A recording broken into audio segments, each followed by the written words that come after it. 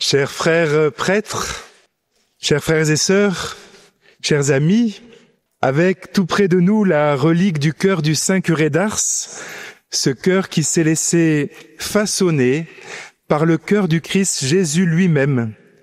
Dans l'ascèse, dans la contemplation, dans la mission, je nous invite tous à entrer dans le regard de Jésus et de cette manière, à entrer aussi quelque peu dans le mystère de son cœur. En accomplissant son ministère, en parcourant villes et villages, en enseignant, en guérissant, Jésus voit des foules désemparées, abattues, comme des brebis sans berger. Jésus voit. Le regard de Jésus est missionnaire et clairvoyant.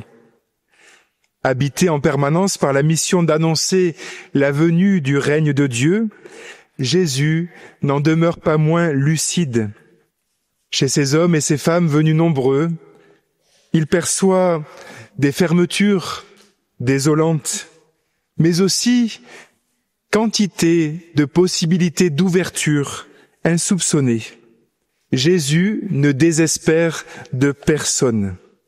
Saisi de miséricorde, son cœur déborde de compassion, au point d'appeler ses disciples à se mettre au service de ces foules, livrées à elles-mêmes.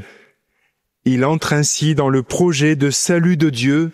J'ai vu la misère de mon peuple, je suis descendu pour le délivrer. Unis au Christ Jésus, le chef des pasteurs, les prêtres sont appelés pour tous au service de l'espérance. Cette mission est essentielle, fondamentale. Si nous pouvons constater, hélas, que certains prêtres ont fait beaucoup de mal et ont été cause de grand désespoir, nous ne dirons jamais assez tout le bien que les prêtres accomplissent largement pour nous enraciner dans l'espérance qui ne déçoit pas.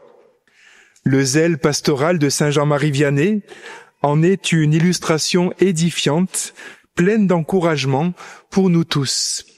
Oui, les prêtres sont appelés pour tous au service de l'espérance. Les prêtres sont appelés. L'espérance est avant tout un don, une grâce à recevoir. Christ est notre espérance.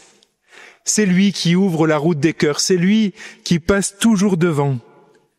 Constamment, prêtres, évêques, nous devons être vigilants à ne pas mettre d'obstacle à l'action du Seigneur.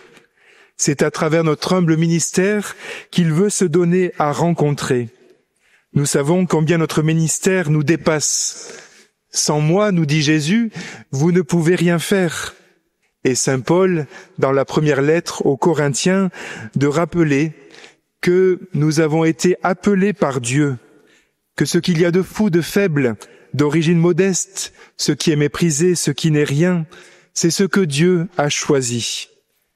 Dieu n'appelle pas les forts, nous savons plutôt qu'il rend forts ceux qu'il appelle. C'est ce que le pape Pie XI, dans son homélie prononcée voici un peu plus d'un siècle pour la canonisation du curé d'Ars, disait « Assurément, voilà bien où éclate d'une façon merveilleuse l'action de l'Esprit Saint, car il est le seul qui puisse, d'un homme dépourvu de science et sans culture, faire le plus expérimenté des pécheurs d'hommes. Le plus expérimenté des pécheurs d'hommes. » Voilà une belle manière de parler du Saint Curé d'Ars.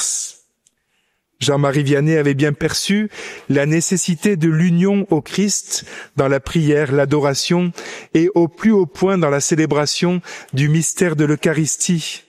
L'homme est un pauvre, disait-il, qui a besoin de tout demander à Dieu. Que d'âmes pouvons-nous convertir par nos prières?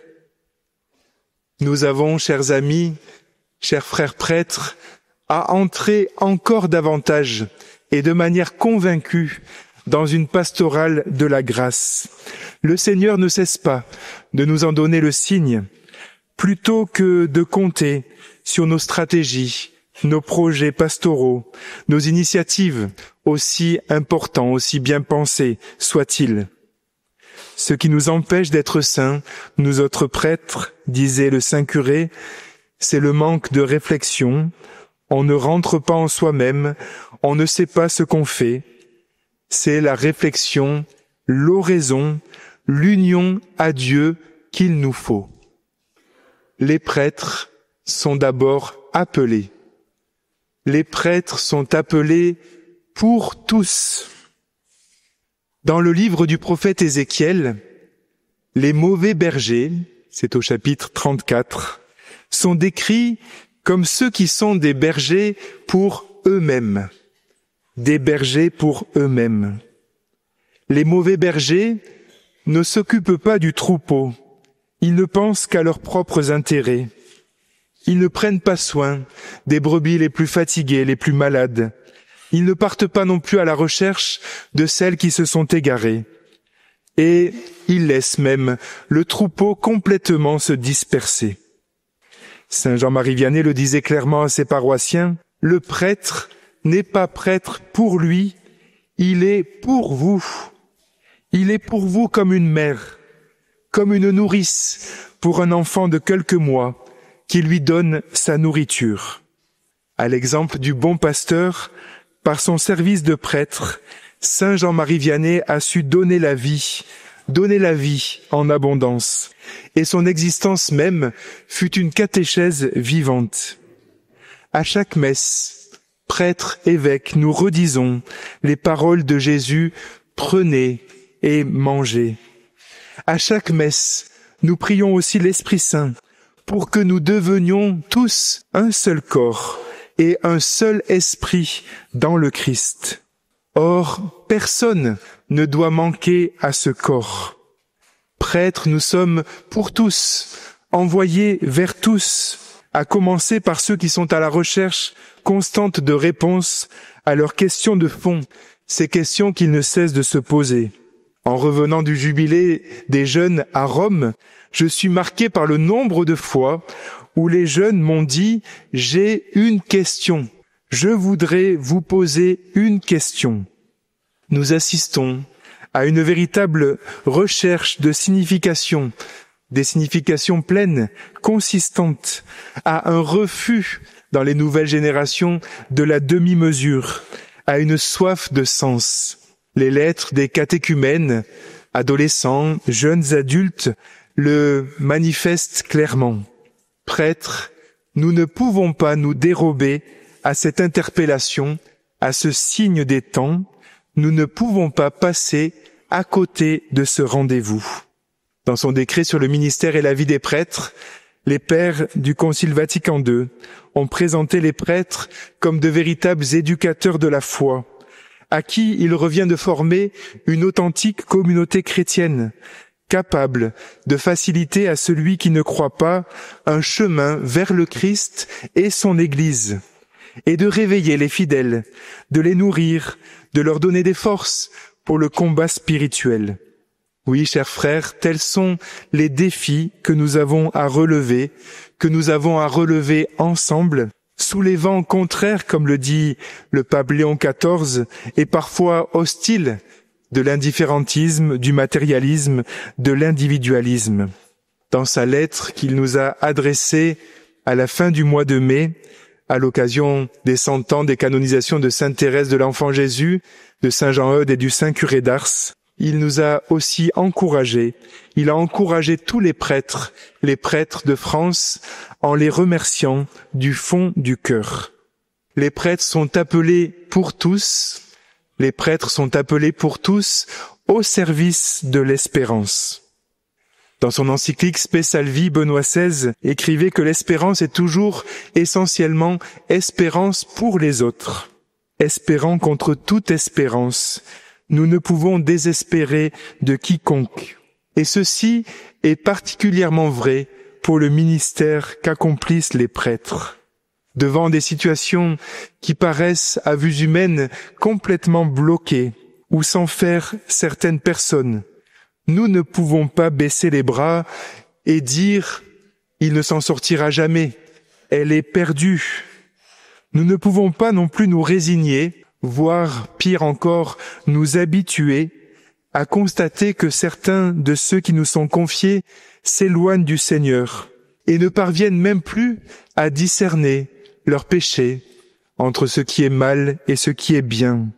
Pour y remédier, le saint curé était convaincu que pour faire du bien aux hommes, il faut les aimer.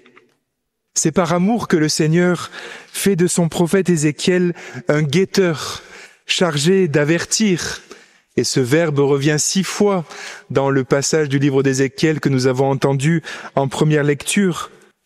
Tous nous sommes des guetteurs chargés d'avertir le méchant, le pécheur, parce qu'il en va du salut de celui qui s'est perdu et parce que Dieu veut que tous les hommes soient sauvés. 100 ans après la mort du curé d'Ars, le pape Saint Jean XXIII a gratifié l'Église d'une encyclique sur le saint curé pour les prêtres et il exhorte avec force que chacun s'interroge sur la charité qui l'anime à l'égard de ceux dont il a devant Dieu la charge et pour qui le Christ est mort. Le prêtre garde le devoir de se rappeler que, selon les insondables desseins de la divine providence, le sort de beaucoup d'âmes est lié à son zèle pastoral et à l'exemple de sa vie. Nous connaissons tous, pas la peine de s'y arrêter longuement, le zèle pastoral de Saint Jean-Marie Vianney, en particulier dans l'administration du sacrement de pénitence et de réconciliation. Il s'y est donné de tout son être, tout entier, dans l'espérance de voir les pécheurs se convertir et pleurer sur leurs péchés. Il y a dépensé son temps, il y a donné toutes ses forces. Oui, les prêtres sont appelés pour tous au service de l'espérance du salut. Quelle belle mission que celle des prêtres! Quelle belle mission qui conduit à rencontrer des personnes si diverses, si différentes tout au long de sa vie. Quelle belle mission qui conduit à être le témoin privilégié du travail du Seigneur dans les cœurs, dans les âmes, dans les vies, dans les familles. Quelle belle mission qui conduit à exprimer par toute sa vie une vie autre que la vie terrestre. Nous avons besoin de prêtres, de saints prêtres. La moisson est abondante.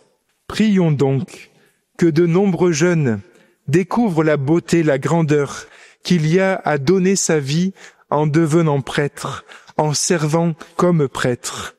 Par l'intercession du saint curé d'Ars, patron de tous les prêtres du monde, de tous les curés du monde, par l'intercession de la bienheureuse Vierge Marie, Notre-Dame du sacerdoce, Mère de miséricorde, qu'ils aient le courage et la joie de répondre avec enthousiasme, avec générosité à l'appel du Seigneur. C'est ce que nous demandons, c'est ce que nous demandons instamment, avec insistance au Seigneur. Amen.